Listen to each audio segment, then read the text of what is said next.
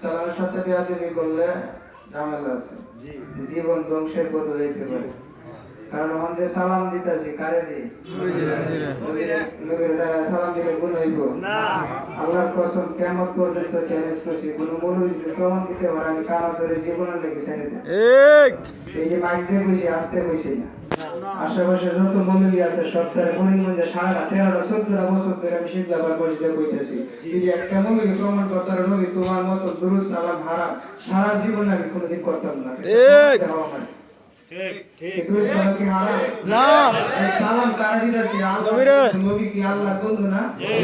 বন্ধু সম্মান করলে বন্ধু খুশি না রেজা? আল্লাহর বন্ধু সম্মান হতে যে আপনি দাঁড়াইছেন, আল্লাহ কি দেখতেছেনি? আমি যদি বই থাকি আল্লাহ দেখবো নি?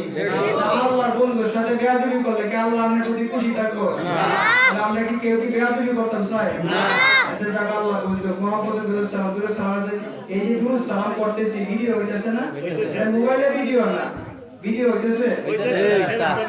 আল্লাহর ফেরেশতারা ভিডিও করে না? ফামান ইয়ামাল মিসকালা যারাতিন খায়রান ইয়ারা ফামান ইয়ামাল মিসকালা যারাতিন শাররান ইয়ারা।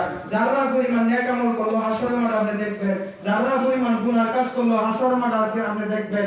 আল্লাহ যে যারা কইছে, যারা কারে কয়, কয়েকটা সরিষার দানারে যদি 100 ভাগ করা হয়, যে কোনটা হয় হেইটারে কয় যারা।